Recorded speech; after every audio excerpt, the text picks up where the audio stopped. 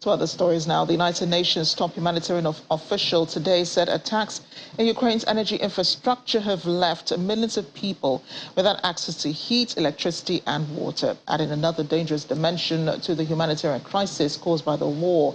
Martin Griffiths, who is the United Nations Under-Secretary General for Humanitarian Affairs and Emergency Relief Coordinator, said in preparation for the winter, humanitarians have provided more than 630,000 civilians with different kinds of direct winter assistance.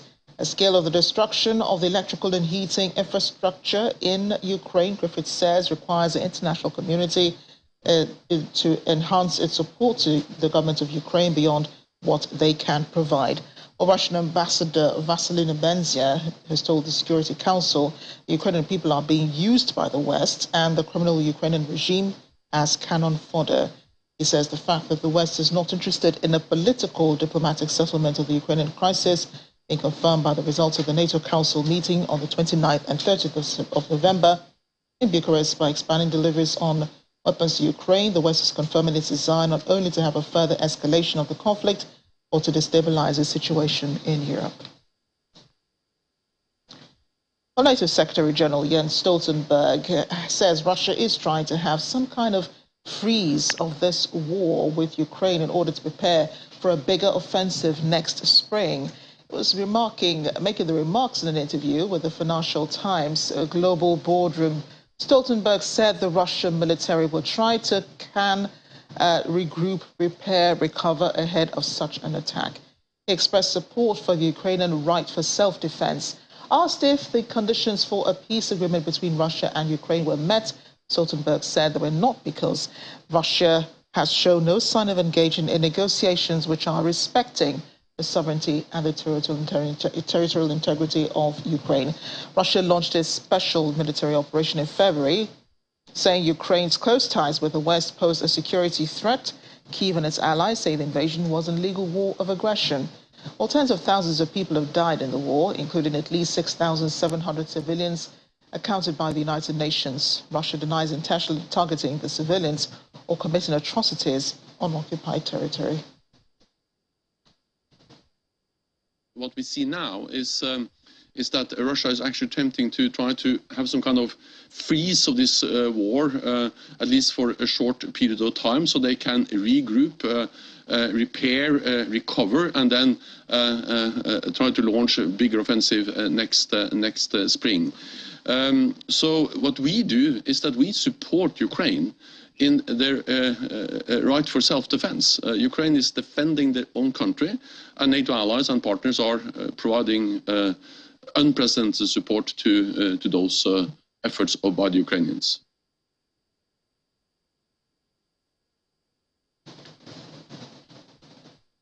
Well, two residential districts in Ukraine's Zaporizhia region were attacked by drones and missiles today, according to the regional official in the area, Alexander Statok.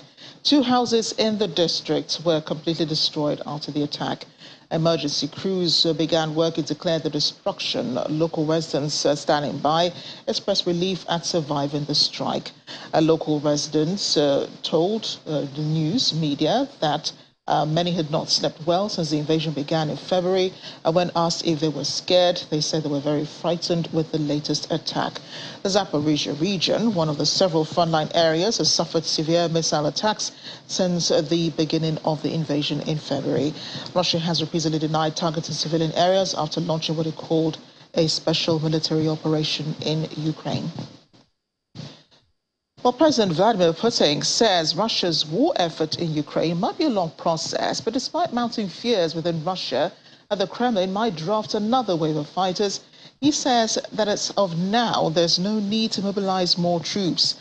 Speaking at a meeting with members of the Kremlin's Human Rights Council, a loyal group of journalists, activists and public figures, Mr. Putin said that half of the 300,000 civilians conscripted to fight in Ukraine as part of a call-up announced this September were still training outside combat zones. About 77,000 of them are currently engaged in fighting in Ukraine. The rest of them serving in territorial defense units or training. Well, in these conditions, the talk about some additional mobilization efforts make no sense, he says. There's no need for this for the state and for the defense ministry. After suffering a series of setbacks in the war, President Putin announced the partial mobilization of troops in late September. That decision shook Russian society, and thousands of men rushed to leave the country, some paying exorbitant prices for flights to whatever destination they could manage to get tickets to. The mobilization effort was hampered by chaos and inefficiency, with some enlistment officers trying to fill their quota at any cost. Many conscripts have reported little training was provided, and the whole units were left without commanders. Some complained they had to buy their own equipment and uniforms. But in the face of criticism, President Putin announced the end of that draft in October, although he did not issue an official order to stop it. It's prompted fears the Kremlin might announce another wave at any moment.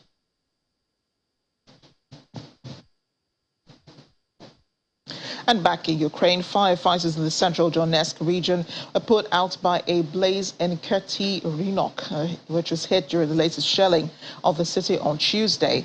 6 civilians have been killed as Donetsk came under rocket and artillery fire, according to the mayor Alexander Kuzman in a Telegram channel. According to the Russian installed official, several targets have been hit and damaged in downtown Donetsk, including residential houses, an indoor market, shopping mall, youth center, Orthodox cathedral, and other facilities. Goods on the stalls have been burned down, as well as few cars parked nearby. One of them belonged to a resident of Donetsk. The projectile exploded and he was thrown away by the shock.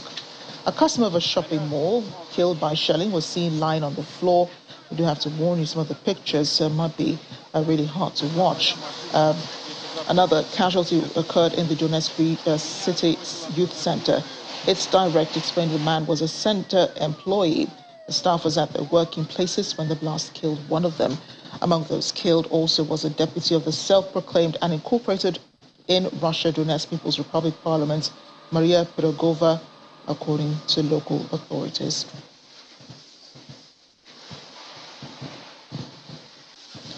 In the meantime, the United States is not stopping Ukraine from developing its own capabilities to carry out long-range strikes, according to Defense Secretary Lloyd Austin.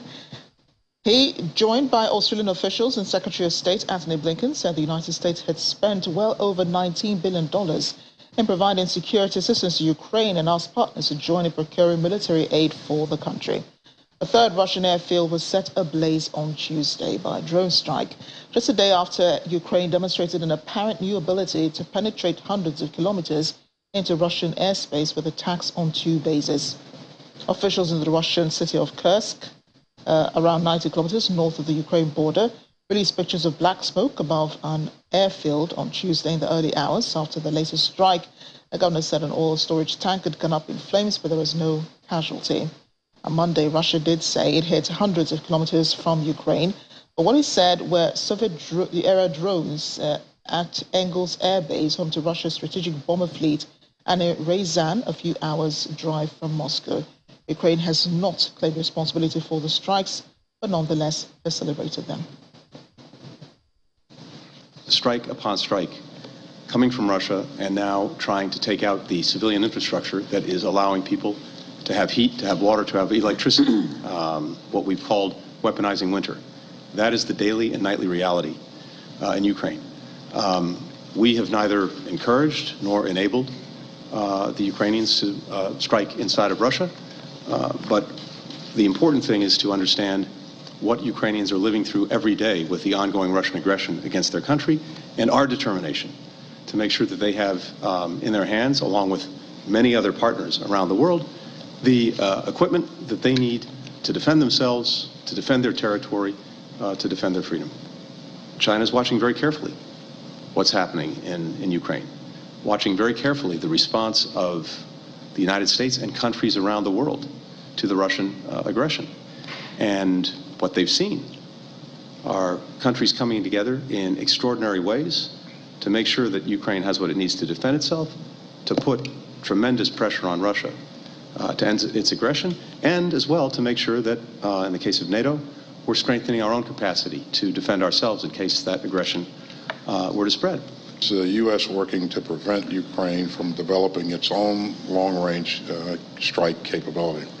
The short answer is no. We're absolutely not doing that. As you've seen, we've spent well over $19 billion in providing security assistance to Ukraine.